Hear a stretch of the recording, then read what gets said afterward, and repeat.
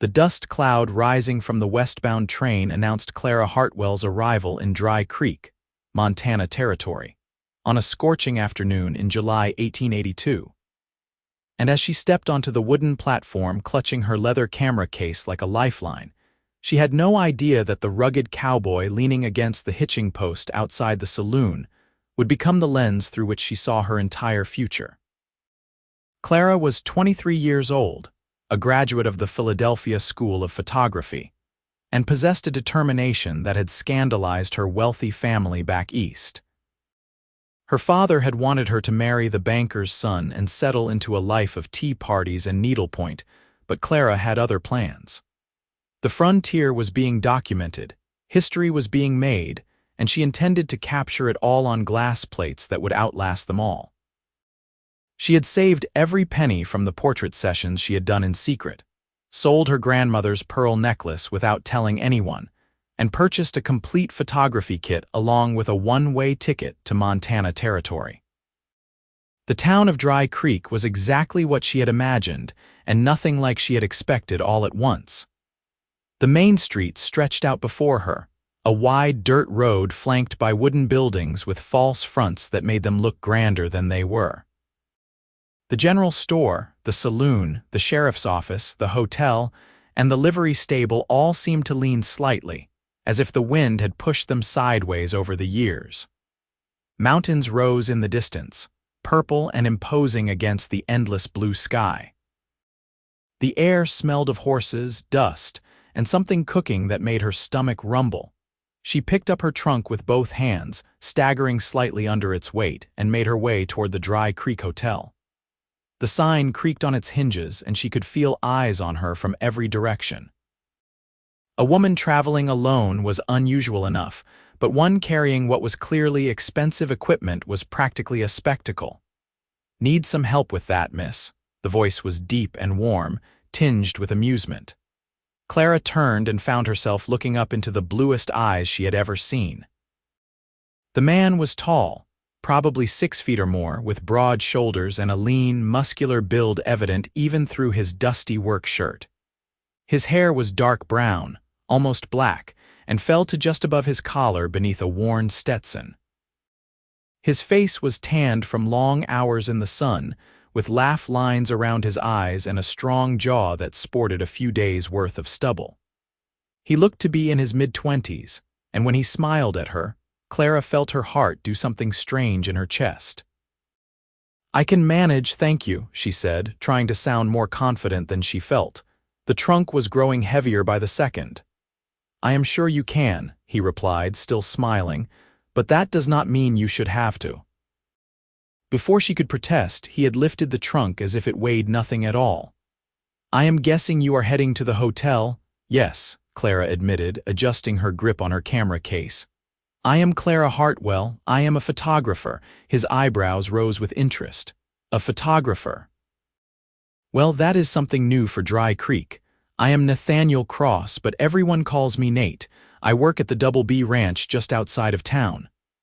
He started walking toward the hotel, and Clara fell into step beside him. "What brings a photographer all the way out here?" Nate asked. "We are not exactly New York City." "That is precisely why I am here," Clara said, warming to her favorite subject. "The frontier is changing every day. In 20 years it will all be different. I want to capture it as it is now, preserve it for people who will never get to see it themselves. The cowboys, the ranches, the way of life out here, it is all worth documenting." Nate looked at her with something like respect. "That is a fine goal. Though I have to warn you, most of the folks around here are not used to having their pictures taken. Some of the older timers think cameras can steal their souls." Clara laughed. "I have heard that before. I will just have to convince them otherwise." They reached the hotel, and Nate carried her trunk inside, setting it down gently near the front desk. The proprietor, a balding man with friendly eyes, looked up from his ledger. "Welcome to Dry Creek Hotel, miss. I am Walter Finch. You looking for a room?" "Yes, please. Something with good light if possible. I will be using it as a studio as well as living quarters." Walter scratched his chin. "Got a corner room on the second floor. 2 windows, faces east and south. That work for you? That sounds perfect. As Walter went through the process of checking her in, Clara became aware that Nate had not left. He stood near the door, his hat now in his hands, watching her with an expression she could not quite read. "Thank you for your help, Mr. Cross," she said, turning to him with what she hoped was a dismissive smile. "Nate," he corrected gently. "And it was my pleasure, Miss Hartwell. I hope you will let me know if you need anything else. Dry Creek can be a bit rough for newcomers, especially ones traveling alone." There was genuine concern in his voice, and Clara felt her defenses soften slightly. "I appreciate that, and please call me Clara." "Clara," he repeated, and the way he said her name made it sound like something precious. "Well then, Clara, I hope I will see you around. Maybe you will even want to take my picture someday." He was teasing her, she realized, and she found herself smiling despite her exhaustion. "Maybe I will." After he left, Walter showed her to her room. It was simple but clean, with a brass bed, a washstand, a small table and 2 chairs, and the promised windows that let in generous amounts of natural light. Clara stood in the center of the room and took a deep breath. She was really here. She was really doing this. The next few days passed in a blur of activity. Clara set up her equipment, transforming one corner of her room into a makeshift studio and darkroom. She draped thick black cloth over the windows when she needed complete darkness for developing her plates. She arranged her chemicals carefully, mixed her solutions, and tested everything to make sure it had survived the journey intact. She also explored the town, introducing herself to the residents and explaining her purpose. Most people were curious but cautious. The school teacher, Miss Abigail Porter, was welcoming and immediately asked if Clara could take a photograph of her students. The blacksmith, a burly man named Tom Brennan, grunted but did not chase her away when she asked to photograph him at his forge. The sheriff, an older gentleman named Henry Walsh, told her to stay out of trouble and keep her door locked at night. It was the owner of the general store, Mrs. Margaret Dalton, who mentioned the upcoming cattle drive. "The Double B Ranch is moving their herd to the railroad in 3 days," she said as she measured out flour for Clara. "It is quite a sight. All those cowboys and cattle stretching out as far as you can see. If you want to photograph the real frontier, that would be the thing to capture." Clara's interest was immediately piqued. "Do you think they would allow me to photograph them?" "I cannot say for certain, but Nate Cross is one of their top hands. He seemed quite taken with you the other day. Maybe if you asked him, he could put in a good word with the foreman." Clara felt her cheeks warm at the suggestion that Nate had been taken with her, but she pushed the feeling aside. This was about her work, not about some handsome cowboy who had helped her with her trunk. Still, when she saw Nate the next morning outside the saloon, she approached him. He was with 2 other men, both cowboys by the look of them, and they were checking the cinches on their saddles. Nate looked up as she approached, and his face broke into that now familiar smile. "Clara," he said warmly. "Good morning." "Good morning, Nate. I hope I am not interrupting, but I heard about the cattle drive, and I was wondering if it would be possible for me to come along and photograph it. I would stay out of the way, I promise. I just think it would be an incredible opportunity to document something truly authentic about life out here."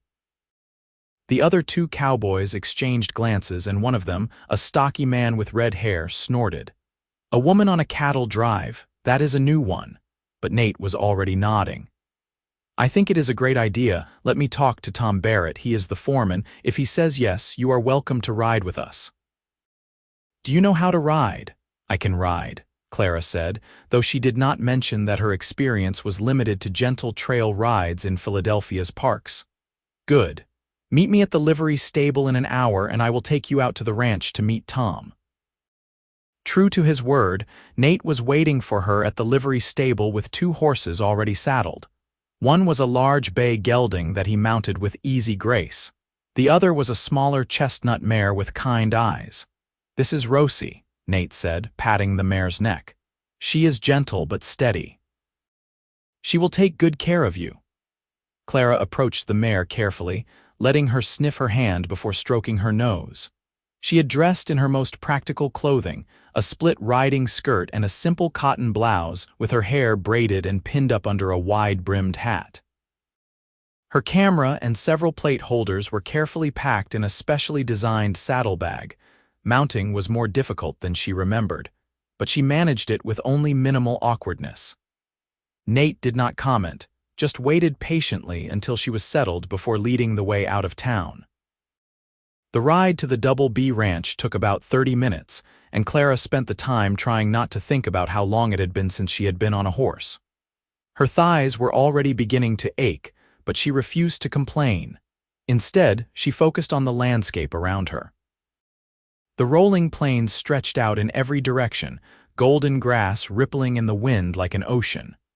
Wildflowers dotted the meadows with splashes of purple and yellow.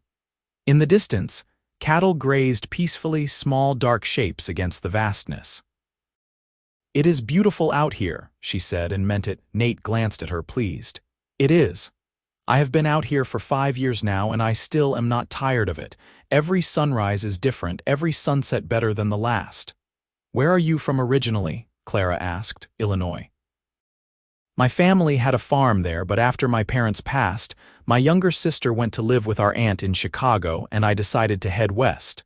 I was 18 and looking for adventure, I suppose. Found it too, been working ranches ever since." "Do you miss Illinois?" He considered the question. "Sometimes I miss my sister. We write letters when we can, but I do not miss farming. This suits me better, being out here with the cattle and the horses. There is a freedom to it that I never had back home." Clara understood that more than he knew. "I felt the same way in Philadelphia. Everyone had such specific ideas about what my life should be. When I discovered photography, it was like finding a window to the rest of the world. I knew I could not stay there, not if I wanted to really live." Nate looked at her with those impossibly blue eyes, and she saw understanding there. "I think you and I might have more in common than I first thought." Clara Hartwell. The Double B Ranch was impressive, with a large main house, several barns, and an extensive system of corrals. Cowboys moved purposefully around the property, preparing for the upcoming drive. Nate led her to a man who stood near the largest corral, watching several hands sort through the cattle. He was in his 40s, with graying hair and the weathered look of someone who had spent his entire life outdoors. "Tom," Nate called out, "got someone who wants to meet you." Tom Barrett turned and his eyes widened slightly when he saw Clara. "Nate, what are you up to?" Nate made the introductions, and Clara launched into her explanation about her photography and her desire to document the cattle drive. She could see Tom's skepticism, but she pressed on, emphasizing that she would not interfere with the work and that she understood the risks involved. "I have heard about photographers," Tom said slowly. "Saw some pictures once of the railroad being built. They were something else."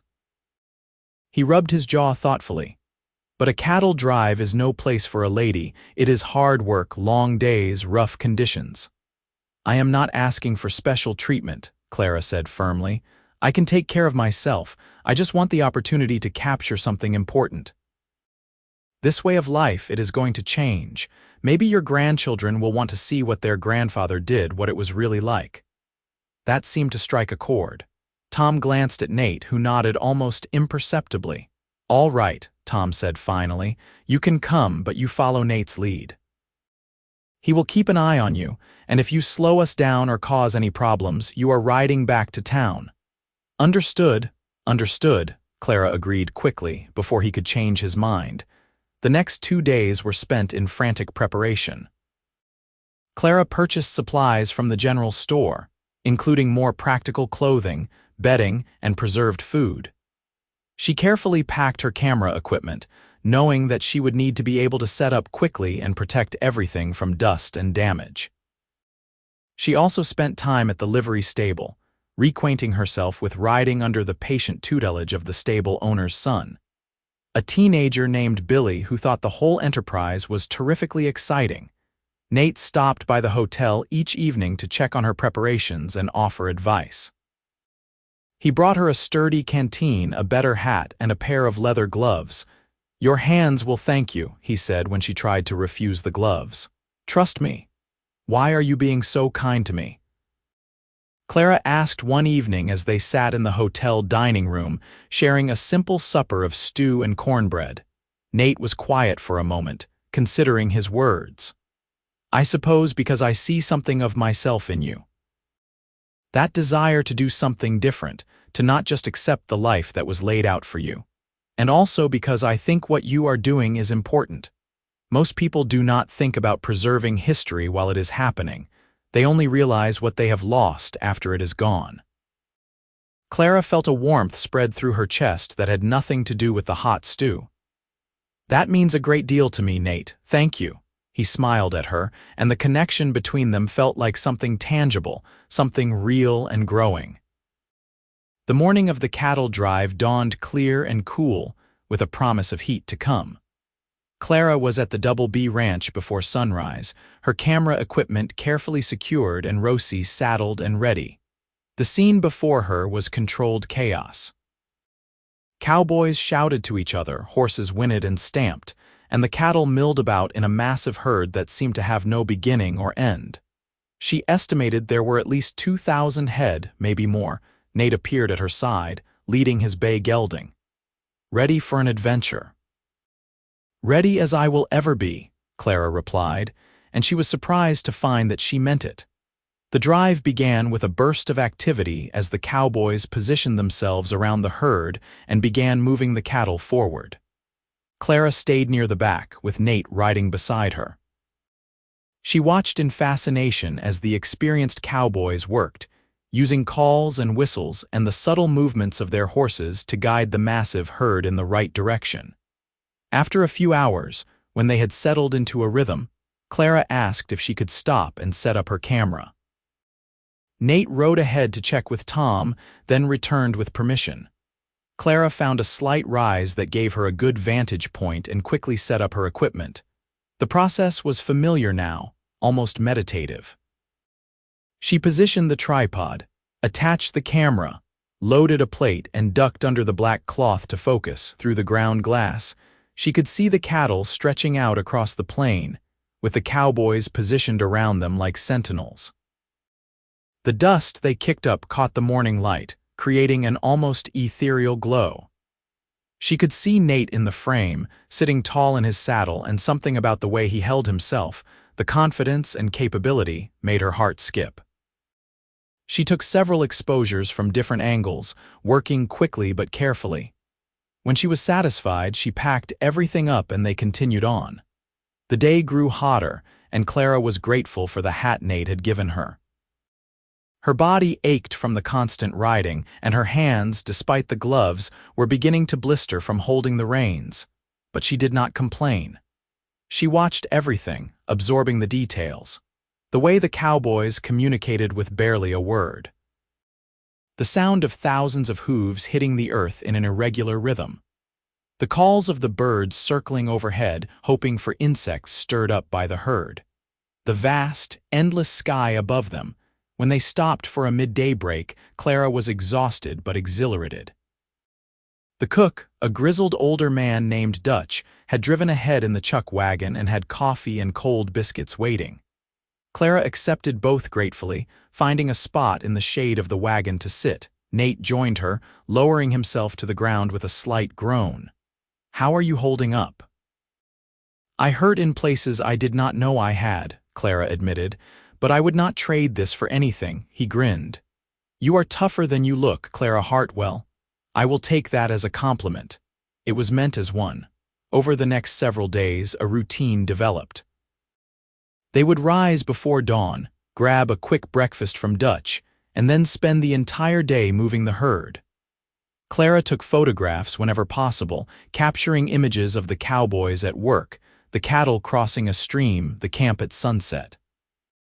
She also took portraits of individual cowboys when they stopped for the evening, and was touched by how many of them wanted their picture taken despite their initial skepticism. She took multiple photographs of Nate, though she told herself it was just because he was particularly photogenic. The camera loved him, capturing the strength in his features and the kindness in his eyes. When she developed the plates later, using the portable darkroom she set up in her tent each night, she found herself lingering over his images longer than professionally necessary. It was not just his appearance that drew her, though she had to admit he was possibly the most handsome man she had ever met. It was the way he treated her, with respect and genuine interest. He asked about her photography techniques, listening intently as she explained the chemistry and the artistry involved. He pointed out things she might want to photograph, understanding instinctively what would make a good image. He checked on her throughout each day, making sure she had water and was not pushing herself too hard, but never in a way that felt condescending. And there were moments, small moments, that made her breath catch. The way his hand would steady her elbow when she dismounted after a long day. The sound of his laugh when she made a joke. The way he looked at her sometimes as if she were something rare and precious. On the 5th night of the drive, after supper had been eaten and most of the men had rolled out their bedding, Clara and Nate found themselves sitting by the fire, the only ones still awake besides the night watch. The flames cast dancing shadows across his face, and the stars overhead were so bright and numerous that Clara felt she could reach up and touch them. "Can I ask you something?" Nate said quietly. "Of course." "Why photography? Of all the things you could have chosen, why that?" Clara thought about how to explain it. "When I was young, maybe 10 or 11, my father took us to a gallery that was showing photographs of the war, the Civil War. They were difficult to look at, showing death and destruction, but they were also undeniably true. The photographer had been there, had witnessed these things, and now I was seeing exactly what he had seen. It felt powerful, that ability to share truth across time and distance. I wanted to do that. Not necessarily war photography, but to capture moments and preserve them. To show people things they might never see otherwise." Nate nodded slowly. "That makes sense. It is like you are giving people a gift in a way, the gift of seeing." "Yes," Clara said, pleased that he understood. "Exactly like that." "My turn for a question," she asked. "Fair is fair. Why did you really come west? You said adventure, but I think there is more to it than that." Nate was quiet for a long moment, staring into the fire. When he spoke, his voice was soft but steady. "My father died when I was 16. Heart just gave out one day while he was plowing the field. My mother followed him less than a year later. I think she died of a broken heart, honestly. They loved each other something fierce. I was left with the farm and my younger sister Hannah to take care of. I tried to make it work, I really did. But I was drowning in debt and grief, and I could see that Hannah needed stability that I could not provide. So I made arrangements for her to live with our aunt, sold the farm for what I could get, and gave most of the money to my aunt for Hannah's care. Then I got on a train and did not stop until I reached Montana. That must have been so hard," Clara said gently. "It was, but it was also necessary. I was not ready to be a father to my sister, which is essentially what the situation required. Out here I found myself. I learned what I was capable of. And I have been able to send money back for Hannah's education and support. She is 18 now, finishing her schooling in Chicago. I am proud of who she is becoming, and I think I made the right choice, even though it hurt at the time." Clara felt tears prick at her eyes. "You did an incredibly selfless thing, Nate," he shrugged uncomfortably. "I did what needed to be done. We all do eventually." Without thinking, Clara reached out and placed her hand over his. He looked down at their joined hands, then up at her face. The firelight flickered between them, and Clara felt the moment stretch and deepen into something significant. "Clara," he said, his voice rough. "I need to tell you something. I know we have only known each other a short time, but I cannot stop thinking about you.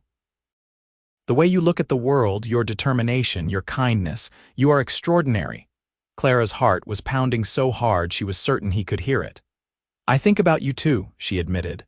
"All the time." He smiled then, a slow, genuine smile that transformed his entire face. "That is good to know, because I was starting to worry I was alone in this. You are definitely not alone."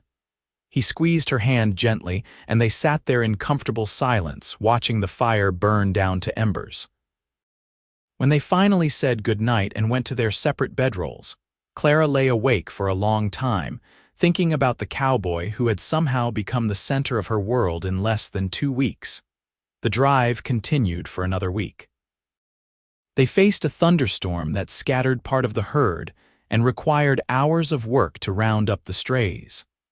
Clara photographed the aftermath, capturing images of exhausted cowboys and muddy cattle that told the story more powerfully than words ever could. They forded a river that ran higher than expected, and Clara had to hold her camera equipment above her head while Rosie struggled through the current, with Nate riding close beside her in case anything went wrong. Through it all, Clara and Nate grew closer.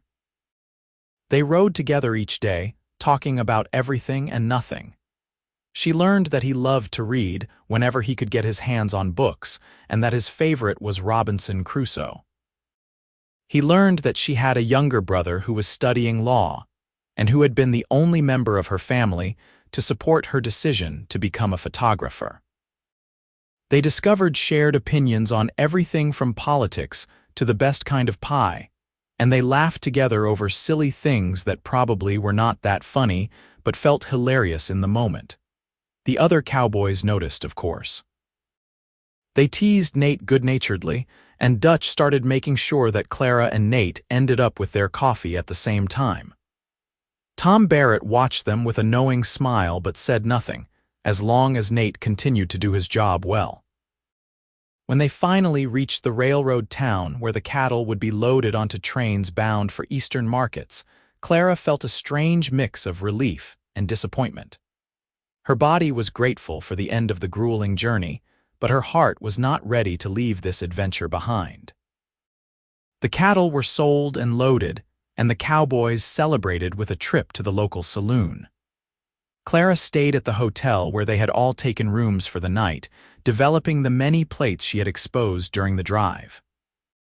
When Nate knocked on her door around 8 in the evening, she was covered in chemical stains and exhausted, but she smiled when she saw him. "Are you too tired for a walk?" he asked. "I know it is late, but I wanted to talk to you without an audience." "Let me wash up quickly," she said. 10 minutes later, they were strolling down the main street of the town, which was considerably larger than Dry Creek. The evening air was cool and pleasant after the heat of the day. They walked in silence for a while, simply enjoying being together. "I have been thinking," Nate said finally. "The drive is over and everyone is heading back to the ranch tomorrow. I assume you are going back to Dry Creek." "Yes," Clara said.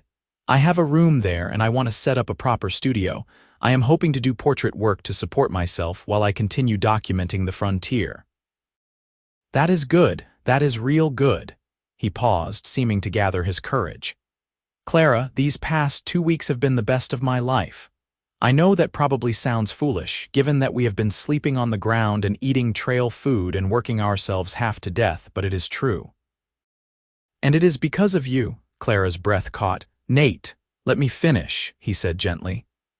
"I know we have not known each other long, but I also know what I feel. I am falling in love with you, Clara. Maybe I have already fallen. And I need you to know that before we go back, before regular life starts again and maybe things change between us."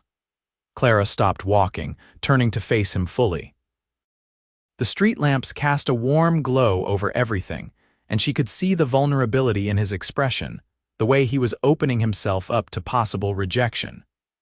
She reached up and cupped his face with her hand, feeling the roughness of his stubble against her palm. "I am falling in love with you too," she said softly. "I tried not to. I came out here to focus on my work, to build something for myself. But then there you were, kind and strong and understanding, and I could not help myself." The smile that broke across his face was like sunrise. He pulled her into his arms, holding her close, and she rested her head against his chest, hearing the steady beat of his heart. They stood like that for a long moment, simply holding each other in the middle of a strange town, two people who had found something unexpected and precious. When they finally pulled apart, Nate looked down at her with an expression that made her feel cherished. "So what do we do now?" "We go back to Dry Creek," Clara said practically. "You work at the ranch and I work on my photography, and we see each other as often as possible. We take our time and do this properly." "I can agree to that," Nate said. Though I will warn you, I am going to want to see you every day." "I think I can live with that," Clara replied, grinning. He kissed her then, a soft, sweet kiss that promised more to come. When they walked back to the hotel, their hands were entwined, and Clara felt as though she were floating. The return to Dry Creek was less eventful than the drive out, but no less meaningful for Clara. She rode beside Nate, and they talked about their plans for the future. He told her about his savings, how he was hoping to eventually buy some land and start his own small ranch. She told him about her dream of publishing a book of photographs, something that would be in libraries and homes across the country. "We could do both," Nate said thoughtfully. "If we were together, I mean, you could have your studio and I could have my ranch. We could build something good." "Are you asking me to marry you?" Clara teased, though her heart was racing. "Not yet," he said seriously, "but I am thinking about it. Is that all right?" "More than all right," Clara assured him. Back in Dry Creek, they fell into a routine that felt both exciting and comfortable. Nate would ride into town several times a week, sometimes more if he could manage it. They would have dinner together, or go for walks, or simply sit in Clara's room while she worked on developing plates, and he read from whatever book he had borrowed from the schoolteacher. Clara met his friends and became integrated into the community in a way she had not been before the cattle drive. She was no longer the strange Eastern photographer, but Clara, Nate's girl, and someone who had proven herself capable. She continued her work with passion and dedication. She photographed families and children, miners and merchants, the landscape and the wildlife.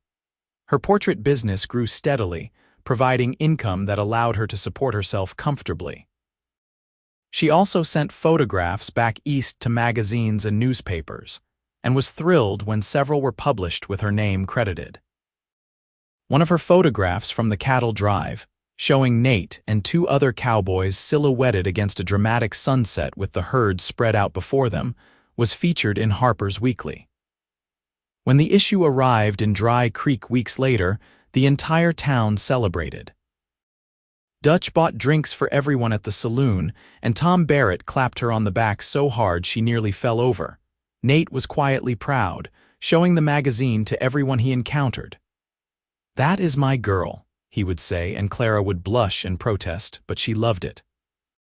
As summer turned to fall, their relationship deepened. They talked about everything, from their childhoods to their fears to their dreams. Clara learned that Nate was afraid of failing, of not being good enough or strong enough when it mattered most. Nate learned that Clara sometimes doubted herself, wondered if she was chasing an impossible dream. They comforted each other, supported each other, and slowly became essential to each other's lives. In October, Nate took Clara to a meadow he had discovered, high up in the foothills where the aspen trees had turned golden.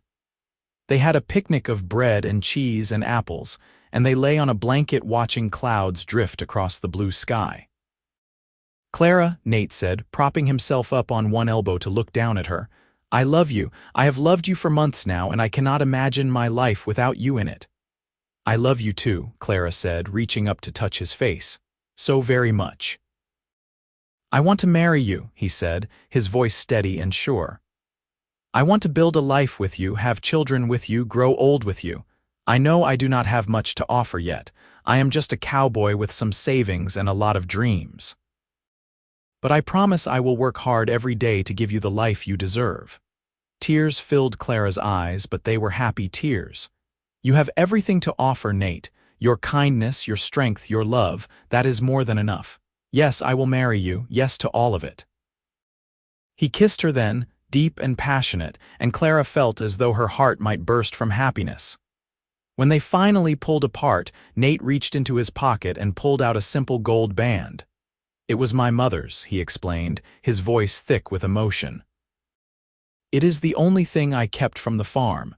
Hannah insisted I should have it, for when I found the right woman, I think my mother would have loved you." Clara held out her hand, and Nate slipped the ring onto her finger. It fit perfectly, as if it had been made for her. She looked at it through tear-blurred eyes, thinking about the woman who had worn it before her, the love story that had been so profound that one partner could not survive without the other. "I will treasure it always," Clara promised, "and I hope we have a love like your parents did." "We will," Nate said with certainty. "We already do." They were married in early December in the small church in Dry Creek. The whole town turned out for the occasion. Clara wore a dress she had made herself, simple but elegant, with lace at the collar and cuffs. Abigail Porter helped her arrange wildflowers in her hair, and Mrs. Dalton lent her a pair of pearl earrings. Nate wore his best suit, which he had purchased specially for the occasion, and he looked so handsome that Clara felt her knees go weak when she saw him waiting for her at the altar. Tom Barrett stood up with Nate as his best man, and Abigail served as Clara's maid of honor. The ceremony was simple and heartfelt, officiated by the circuit preacher who passed through Dry Creek once a month. When Nate said his vows, his voice was strong and clear, promising to love and honor Clara for all his days. When Clara said hers, she meant every word with her whole heart. The kiss that sealed their marriage was met with cheers and applause from the assembled townspeople. Dutch had prepared a wedding feast at the saloon, and the celebration lasted well into the evening. There was music and dancing, and Clara danced with her new husband until her feet hurt, and she did not care. They spent their wedding night in Clara's room at the hotel, which would serve as their home until they could find something more permanent. Nate carried her over the threshold, laughing when she protested that it was unnecessary. They made love for the first time tenderly and passionately, discovering each other in new ways. Afterward, they lay tangled together, talking softly about their future. "I have been looking at properties," Nate told her, running his fingers through her loose hair. "There is a piece of land about 5 miles from town with a creek running through it and good grazing. I think we could build something there." "A ranch?" Clara asked, smiling up at him. "A small one, maybe 100 head to start. And a house with big windows for you, so you have plenty of light for your photography. Maybe a separate building for your studio so you do not have to work in the house." Clara felt tears well up again, overwhelmed by how much thought he had put into their life together. "That sounds perfect." "But are you sure you can afford it?" "I have been saving for 5 years, Nate said. "And with what I have put away, plus the money Tom is going to loan me, I have enough to buy the land and build a modest house. It will be tight for a while and we will have to work hard, but we can do it." "Together, together," Clara echoed, loving the sound of the word. Over the winter months, they made their plans. Nate purchased the land and began working with a builder to design the house. Clara continued her portrait work and started organizing her photographs for a possible exhibition in Helena, the territorial capital. They spent every moment they could together, and when they had to be apart, they counted the hours until they would be reunited. In February, they received a letter from Nate's sister Hannah. She had finished her schooling and was engaged to a young lawyer in Chicago. She was thrilled to hear about Nate's marriage and sent her love to Clara, along with a beautiful embroidered tablecloth as a wedding gift. Nate wrote back immediately, inviting Hannah and her fiancé to visit once the house was built, and Hannah replied that she would love to see Montana and meet her new sister-in-law. Spring arrived with a burst of color and life. Construction on the house began in earnest, and Clara photographed every stage of the process, wanting to document the building of their home. Nate worked on the ranch during the day and then spent his evenings at the building site, helping however he could. Clara would bring him dinner and sit with him as the sun set, talking about how they would arrange the furniture and what color they should paint the walls.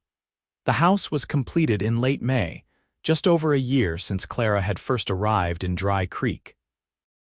It was a beautiful structure, simple but well-built, with a wide front porch and those big windows Nate had promised.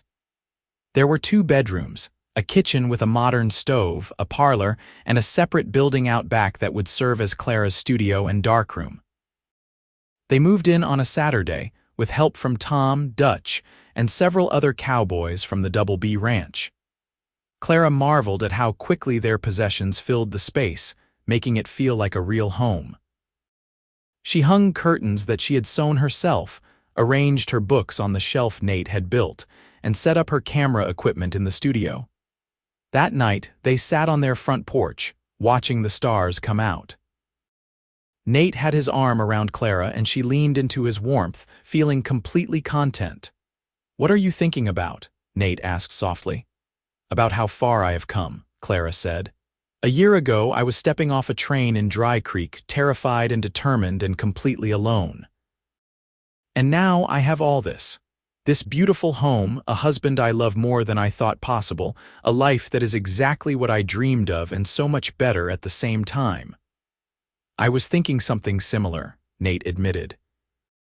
"About how I came west looking for something I could not even name, and somehow I found it, I found you, and I found home." Clara turned to kiss him, slow and sweet. "We found each other." As summer progressed, their ranch began to take shape. Nate purchased cattle and started building his herd. He hired a young man named Samuel to help with the work, and the two of them spent long days mending fences, moving cattle, and doing all the countless tasks that running a ranch required. Clara balanced her portrait work with helping on the ranch when needed. She learned to cook hearty meals for hungry cowboys, to tend the vegetable garden she had planted, and to manage the household finances. She also continued her artistic work, and her photographs were gaining recognition beyond Montana territory. A gallery in San Francisco requested several of her frontier images for an exhibition, and a publisher in New York expressed interest in a book of her photographs. Clara worked on selecting and printing her best images, writing captions that explained what each photograph represented. In August, Hannah and her new husband, Michael, came to visit.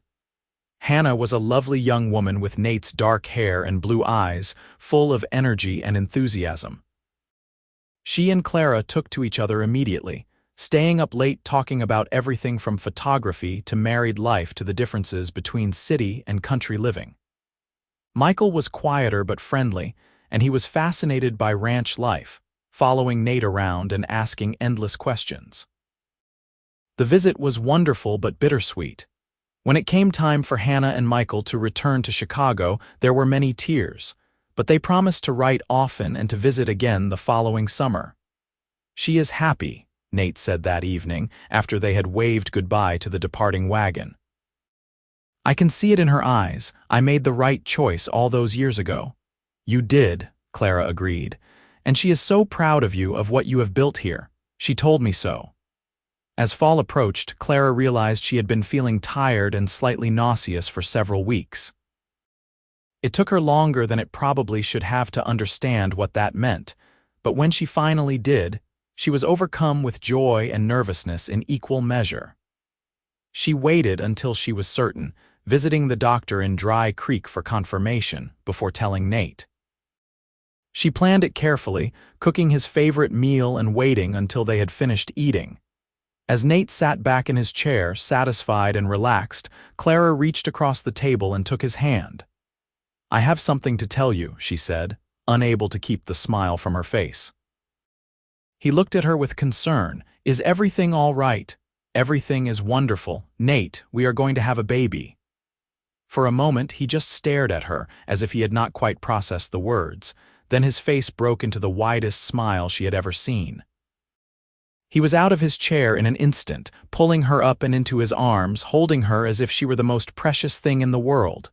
"A baby," he repeated, his voice full of wonder. "We are having a baby." "Yes," Clara confirmed, laughing and crying at the same time. "In the spring, the doctor thinks, probably April or May." "This is the best news I have ever received," Nate said, pulling back to look at her face. "How are you feeling? Are you well? Do you need to sit down? Should you be standing?" "I am fine," Clara assured him, touched by his concern. "I am healthy and the doctor said everything looks good. I just need to take care of myself and not overwork." "You will not lift a finger," Nate declared. "I will do everything." "That is sweet but not practical," Clara said, laughing. "I can still work and help around the ranch. I just need to be sensible about it." Over the following months, their excitement grew as they prepared for the baby. Nate built a cradle from scratch, sanding the wood until it was smooth as silk.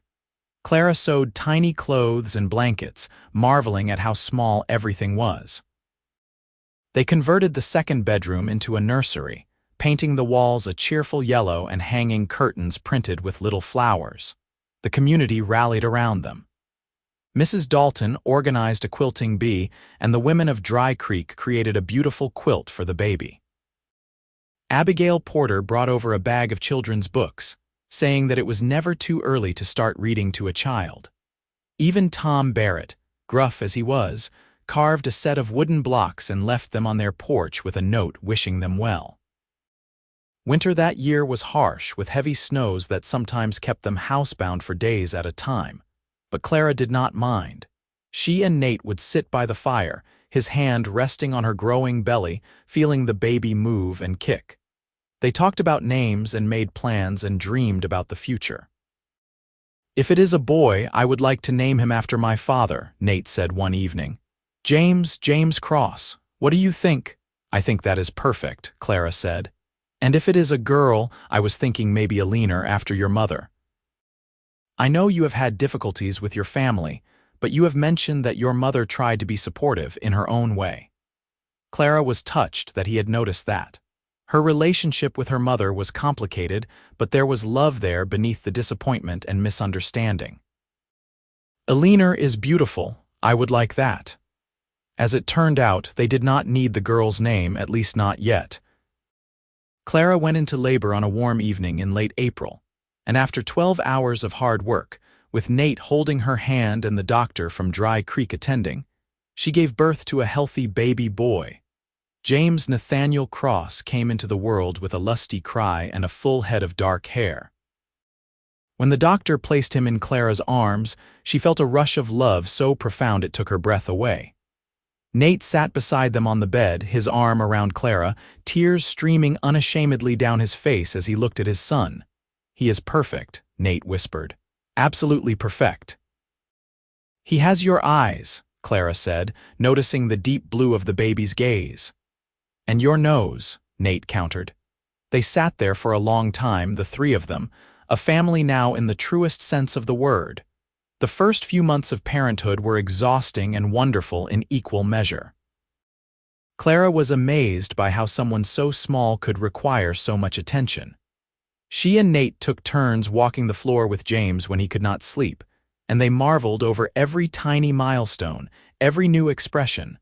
Clara's photography work took a backseat for a while, but she did not mind. She set up her camera one day and had Nate hold James, capturing a portrait of father and son that became one of her favorite images she had ever taken. The love and pride on Nate's face, the tiny baby cradled so carefully in his strong hands, it told a story more powerful than words. As James grew, Clara gradually returned to her work. She found that she could balance motherhood and her art, especially with Nate's unwavering support. He would care for James while she worked in her studio, and he never complained about the strange hours or the chemicals or the space her equipment took up. When James was 6 months old, Clara received word that her book of frontier photographs was going to be published. The publisher sent her a contract and an advance payment that was more money than she had ever seen at one time. She and Nate celebrated quietly, knowing that this was validation of all her hard work and dedication. "I am so proud of you," Nate said, holding her close. "You had a dream and you made it real." "We made it real," Clara corrected. "I could not have done any of this without you." The book was published the following spring, when James was almost a year old. It was called Frontier, The Disappearing West in Photographs, and it featured 50 of Clara's best images, including several from the cattle drive and portraits of the people of Dry Creek. The dedication read, "For Nate, who taught me to see with my heart as well as my eyes." Copies arrived in Dry Creek by the boxful, and Clara was stunned by the community's response. Everyone wanted a signed copy, and several people bought extras to send to relatives back east. The general store sold out within a week, and Mrs. Dalton had to order more. Reviews began appearing in newspapers across the country, and they were overwhelmingly positive. Critics praised Clara's eye for composition and her ability to capture the essence of frontier life. One reviewer wrote that her photographs would be valuable historical documents for generations to come.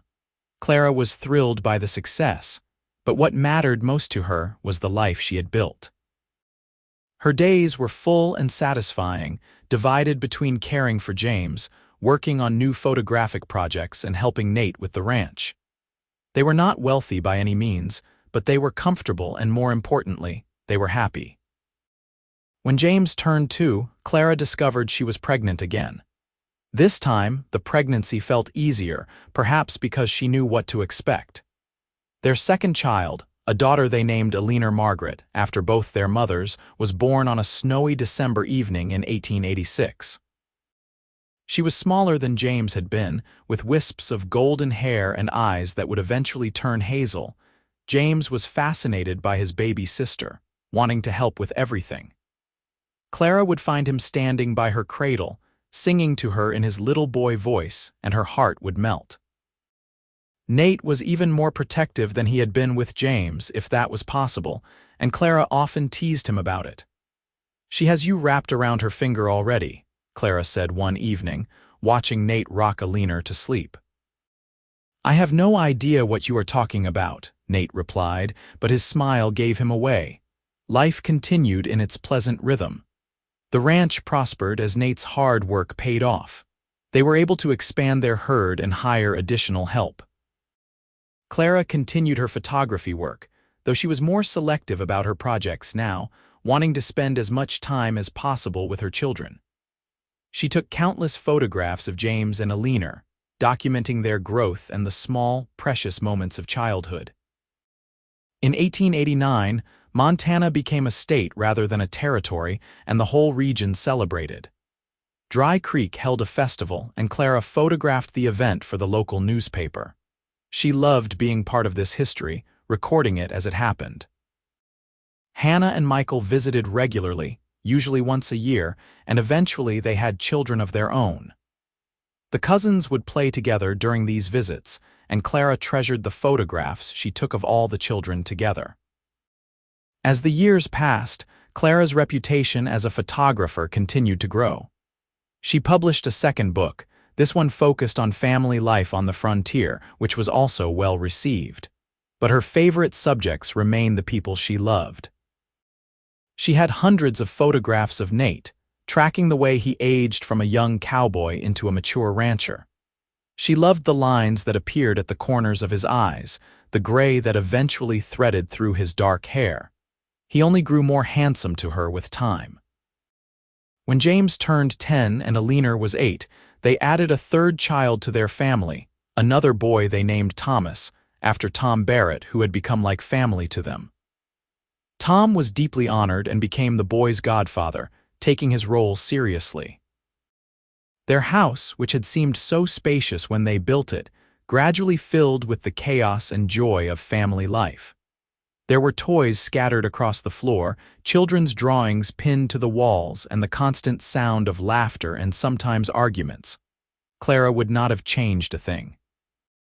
One evening, when the children were all finally asleep and Clara and Nate sat on their front porch as they had so many times before, Clara reflected on the journey that had brought them here.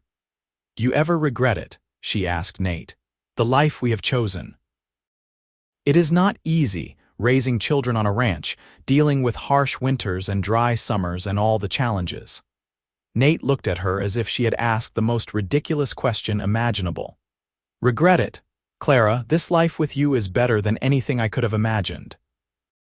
You are the best thing that ever happened to me. You and our children, this ranch, everything we have built together. It is all more than I ever dreamed possible when I was a kid in Illinois, wondering if I would ever amount to anything." Clara felt tears prick at her eyes.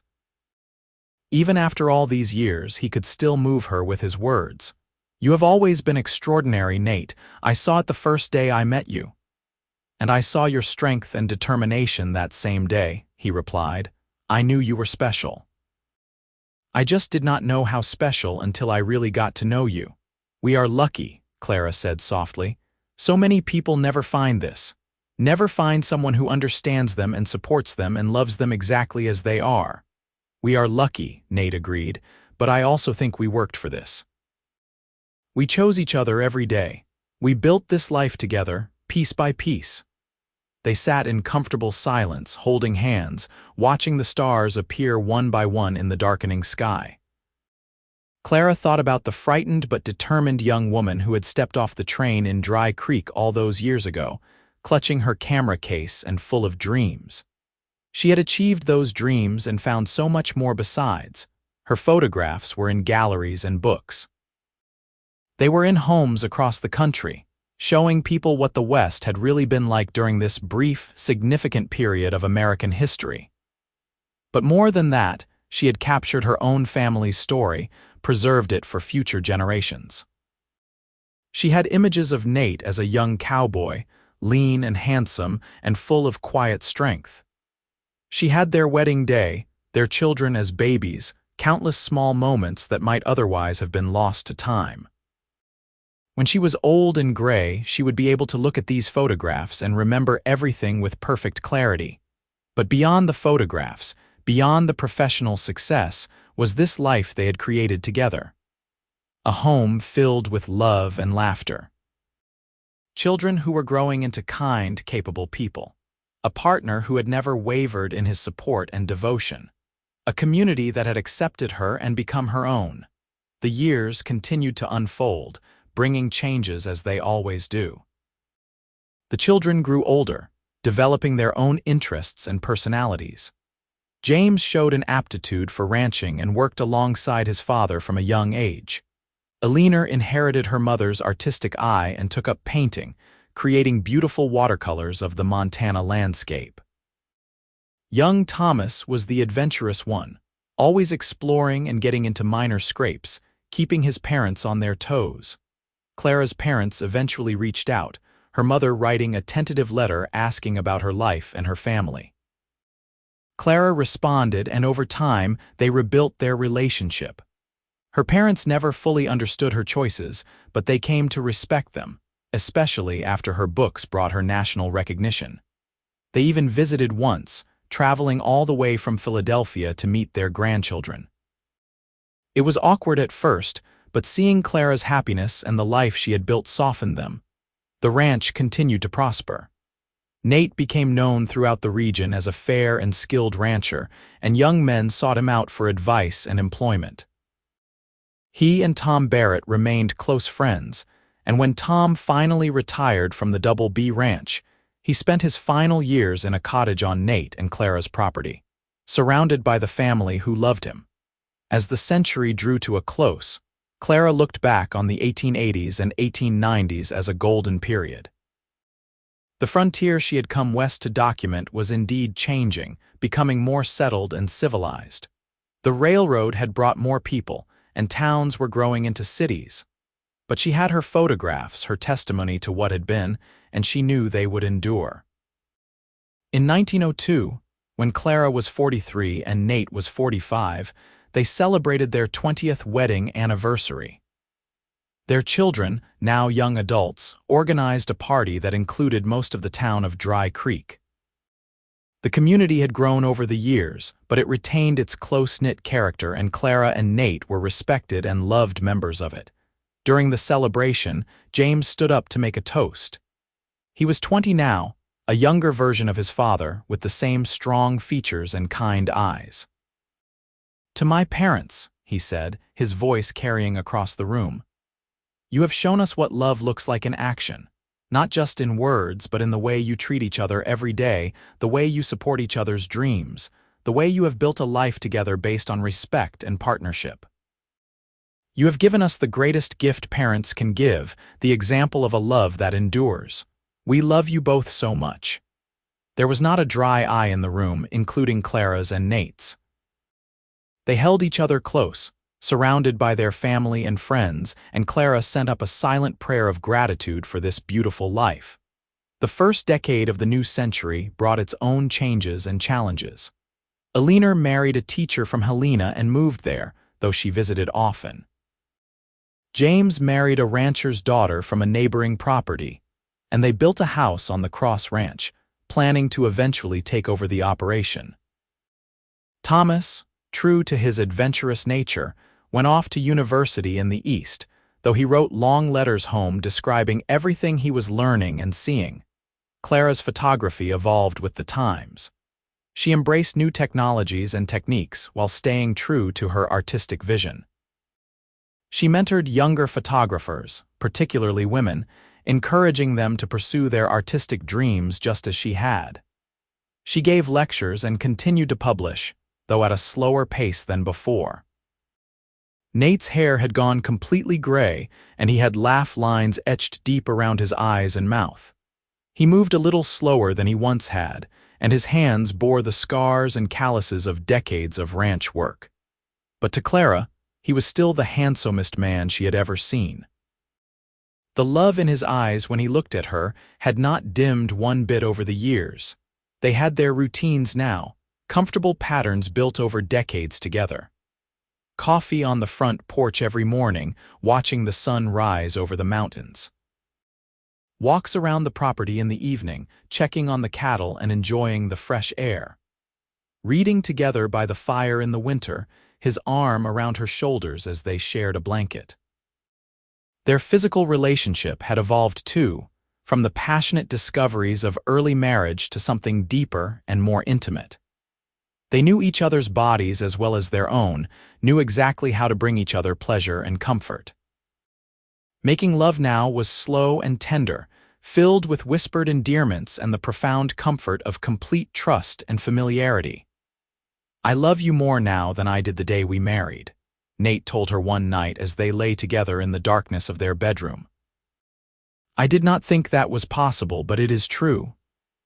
"I feel the same way," Clara replied, running her fingers through his hair. "We have built a lifetime together, and I would not change a single moment of it." In 1910, Clara published what would be her final book, a retrospective of her 40 years of photography. It included her early frontier images alongside more recent family portraits and landscapes. The introduction, written by a prominent art critic, called her one of the most important documentary photographers of her generation. But Clara's favorite part was the final section, titled Love in the West, which featured photographs of Nate throughout the years. There he was at 25, the young cowboy who had helped her with her trunk. At 30, on their wedding day, looking at her with undisguised adoration. At 40, holding baby Thomas with such tenderness. At 50, working alongside James, teaching his son the skills that had been passed down to him. And finally, a recent portrait taken just the year before, at 53, his face lined with experience but his eyes still bright with life and love. The accompanying text read, "This cowboy became my favorite subject always, not just because of his photogenic features, but because photographing him was like documenting my own heart. In his face, I see our entire story, every joy and sorrow, every triumph and challenge we have faced together. These images are my love letter to him and to the life we have shared." When Nate read those words, he wept openly, something he rarely did. He held Clara close and told her it was the most beautiful thing anyone had ever said about him. As they entered their 60s, they began to slow down. Nate handed over most of the ranch operations to James, though he still helped out when he could. Clara still photographed occasionally, but mostly she focused on organizing her vast archive of negatives and prints, wanting to ensure they would be properly preserved for future generations. They traveled a little, taking the train to Chicago to visit Hannah, who was now a grandmother herself. They went to San Francisco to see an exhibition of Clara's work at a prestigious gallery. They even made a trip back to Philadelphia, where Clara showed Nate the places of her childhood and introduced him to what remained of her family. But mostly, they were content to be at home, surrounded by their children and grandchildren. James and his wife had given them 3 grandchildren, and Alina had 2. Thomas, who had become a journalist, was still unmarried but visited whenever his work brought him west. The house that had once echoed with the sounds of their own children now rang with the laughter of grandchildren. Clara photographed them all, wanting to give James and Alina the same gift she had given herself, a complete visual record of their family's history. On a warm summer evening in 1915, Clara and Nate celebrated their 33rd wedding anniversary with a quiet dinner on their front porch. They were both 66 now, and their bodies bore the marks of age and hard living. But the love between them was as strong as ever, perhaps stronger, tempered and refined by decades of partnership. "You remember the first time we sat here together?" Nate asked, reaching for her hand. "After the house was first built." "Of course I remember," Clara said, squeezing his fingers. "We talked about how far we had come, how we had found each other." "I said I had found home," Nate recalled. "And it is still true. You are my home, Clara. You always have been." "And you are mine," she replied softly. They sat in comfortable silence, watching the sun set in a blaze of orange and pink. In the distance, they could hear James calling to the cattle, his voice strong and sure. Closer by, they could hear the sounds of their grandchildren playing, innocent and joyful. "We have had a good life," Clara said. "The best life," Nate agreed. "I would not change a single thing." As the stars began to appear, one by one, Clara thought about that young woman stepping off the train all those years ago. She had come west looking for adventure and purpose, to document a disappearing way of life. She had found all that and so much more. She had found love, real and lasting love, with a cowboy who had become her favorite subject, not just as a photographer but as a woman and a wife and a partner. She had captured thousands of images over her career, had seen her work displayed in galleries and published in books. But the greatest masterpiece of her life was not any single photograph. It was this story, this love story, that she had lived every day for more than 3 decades. It was the family they had created, the home they had built, the life they had shared. Years continued to pass, bringing the joys and sorrows that come with age. They lost friends, including Dutch, who passed peacefully in his sleep at the age of 82. They attended weddings and funerals, celebrated births and mourned deaths. Through it all, Clara and Nate remained each other's constants, the anchors in each other's lives. In 1920, when they were both 71, Nate's health began to decline. His heart, which had been so strong for so long, started to fail him. The doctor said there was nothing to be done except keep him comfortable. Nate accepted this news with the same quiet strength he had shown throughout his life. "I have had more years than I probably deserved," he told Clara when they were alone, "and every single one of them with you was a gift." Clara could barely speak through her tears. The thought of losing him was unbearable, but she knew she had to be strong for him. "You have been the love of my life, Nathaniel Cross, my heart, my home, my everything." He pulled her down to sit beside him on the bed, holding her close. "I need you to promise me something," he said softly. "After I am gone, I need you to keep living, keep taking your photographs, keep being the extraordinary woman you are. Do not let grief consume you. Promise me." "Nate," Clara sobbed, "promise me," he insisted gently. "Please, my love." "I promise," Clara whispered, though she had no idea how she would keep such a promise. Nate lingered for several more months, and Clara spent every moment she could by his side. Their children and grandchildren came to visit, saying their goodbyes. James sat with his father for hours, and Clara heard Nate giving him advice about the ranch and about life. Alina brought her paintings to show her father, and he praised each one, telling her how proud he was of her talent. Thomas read to his father from his latest published articles, and Nate listened with pride evident on his drawn face. On a crisp October morning in 1920, with the aspen trees turning gold outside the window and Clara holding his hand, Nate took his last breath. He went peacefully, a slight smile on his face, looking at the woman he had loved for 38 years. Clara felt as though her own heart had stopped beating.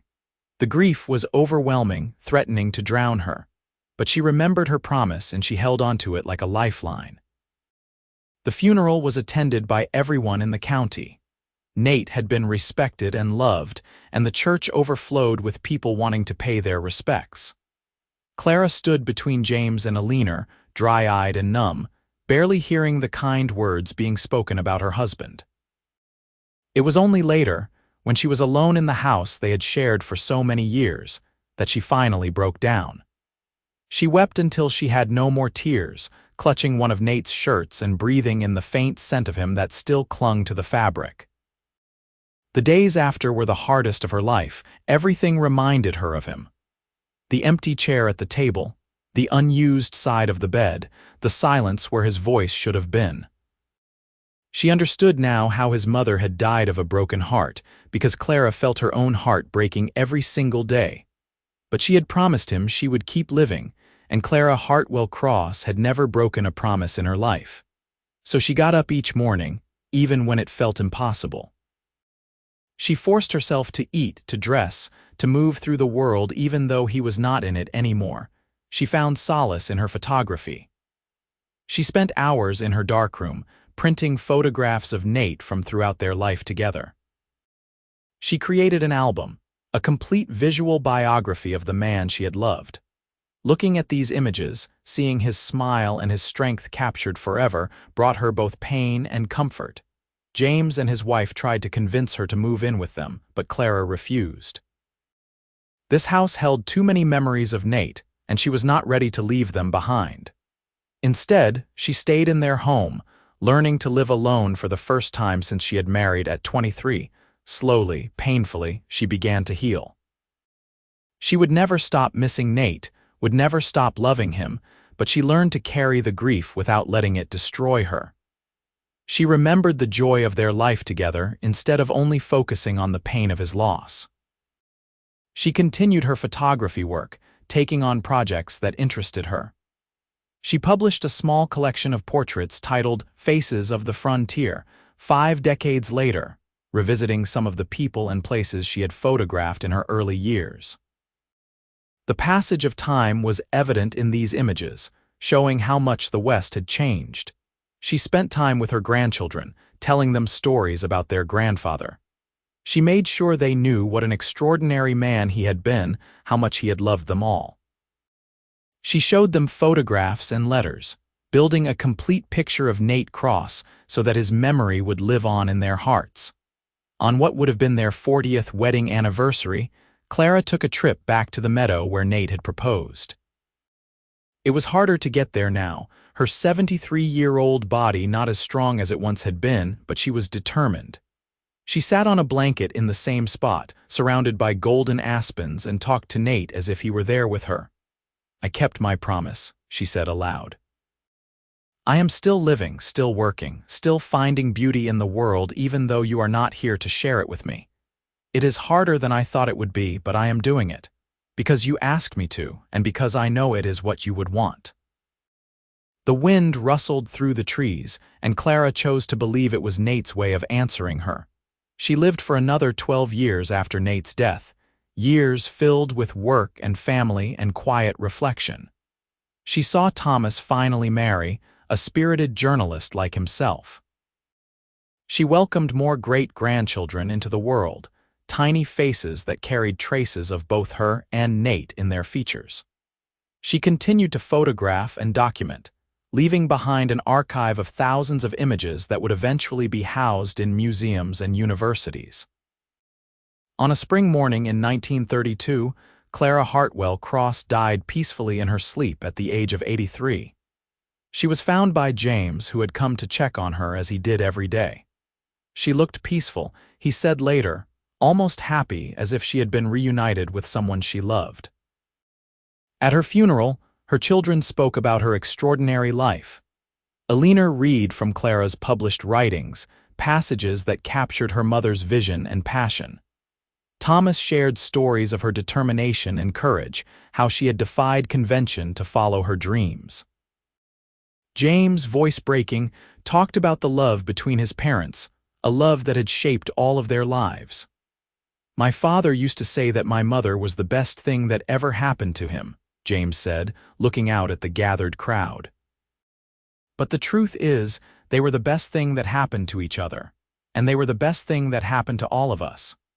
They showed us what love looks like, what partnership means, what it is to build a life based on mutual respect and shared dreams. That is their legacy, more than any photograph or any ranch. It is the love they shared and the family they created. Clara was buried next to Nate in the cemetery overlooking the valley they had both loved. Her gravestone was simple, bearing her name, her dates, and a single line. She captured the world through her lens and found her heart on the frontier. Her archive was donated to the Montana Historical Society, where it would be preserved and studied for generations to come. Her photographs hung in galleries and museums across the country. Her books remained in print, introducing new readers to the American West, as it had been during that brief, significant period of history. But perhaps her greatest legacy was not professional at all. It was the family she and Nate had created, the children and grandchildren and great-grandchildren who carried their love forward into the future. It was in the stories told and retold about the photographer who came west to document the frontier and found so much more. It was in the example she had set, of a woman who had lived life on her own terms, who had followed her dreams and found her purpose. And it was in those thousands of photographs, particularly the ones of a handsome cowboy who had helped her with her trunk on a dusty platform in Montana Territory in 1882. The cowboy who had become her favorite subject always, not just because of his photogenic features, but because photographing him had been like documenting her own heart, her own soul, her own great love story. In the end, Clara Hartwell Cross had achieved everything she had set out to do and more. She had documented the frontier, yes, but she had also lived it fully. She had built a career and a family, had loved and been loved in return. She had experienced joy and sorrow, triumph and loss, and through it all, she had remained true to herself. The photographs remained, testimony to a life well lived and a love that had endured across decades. In museums and archives, in family albums and on walls, Clara's images continued to tell their stories, capturing moments that would otherwise have been lost to time. And somewhere, preserved carefully in the Montana Historical Society, was that first photograph she had taken of Nate during the cattle drive. In it, he sat tall in his saddle, silhouetted against a dramatic sunset, every inch the frontier cowboy. But if you looked closely at his face, you could see something more. You could see the beginning of love, the spark of something that would grow into a flame that would burn for a lifetime. That photograph, more than any other, told the real story. Not just of the American West or the cattle drives or the hard life of ranchers and cowboys, but of two people who had found each other against all odds, who had built something beautiful together, and who had loved each other completely until death parted them, and then beyond. It was a story of courage and determination, of following dreams and taking risks. It was a story of family and community, of hard work and simple pleasures. But most of all, it was a love story, the best kind of love story, one that was real and true and lasting. Clara had come to town as a photographer of the frontier, clutching her camera case and full of dreams. The cowboy had become her favorite subject always in her work and in her heart. And together, they had created something extraordinary, a love that had endured, a family that had flourished, and a legacy that would last forever. Their story became part of the mythology of the West, told and retold by their descendants and by historians studying Clara's work. It appeared in books and documentaries, in academic papers and family histories. But at its heart, it was a simple story, one as old as time itself. Two people met. They fell in love. They built a life together. They faced challenges and celebrated joys. They raised children and grew old together. And when death finally separated them, the love they had shared continued on in the hearts of those who had known them, and in the images that Clara had so carefully preserved. The house they had built still stood on the ranch, now occupied by James's children and their families. The studio where Clara had created her art had been converted into a small museum, displaying her cameras and equipment alongside her most famous photographs. The land they had worked together, continued to support cattle and horses, just as Nate had planned. And on warm summer evenings, when the sun set in a blaze of color over the Montana mountains, if you sat very still on the porch of that house, you could almost feel their presence. The photographer and the cowboy, the dreamer and the rancher, the woman who had defied convention and the man who had supported her every step of the way. Their love story had started with a chance encounter on a dusty train platform and had grown into something that would outlast them both. It lived on in photographs and memories, in the faces of their descendants, in the very land they had worked and loved. She had come to town as a photographer of the frontier, determined to capture history as it happened. The cowboy had become her favorite subject always, in ways she never could have imagined that first day. And together, they had created their own piece of history, a love story for the ages, set against the backdrop of the American West. It was a story that had really happened, documented in thousands of photographs and letters and memories. And it proved that sometimes, if you are very lucky, you can find everything you were looking for and everything you never knew you needed, all in the same moment, all in the same person. The frontier had been captured, preserved forever in Clara's photographs. But the real treasure had been the life she had lived while capturing it, the love she had found, and the family she had created. That was the true masterpiece, the one that no camera could fully capture, but that lived on in the hearts of all who knew their story. And so the story ended where all the best love stories end, not with a dramatic climax, but with a quiet certainty. Two lives fully lived, fully loved, fully intertwined. A photographer and a cowboy, a woman and a man, two souls who had found their perfect match on the frontier and had held onto each other through everything life threw at them. Their love had been real, their commitment absolute, their partnership unshakable. And in the end, that was all that mattered. Not the fame or the success or the material things they had accumulated, but the love they had shared, the family they had created, and the beautiful, ordinary, extraordinary life they had built together, one day at a time, one photograph at a time, one moment of love at a time. The end.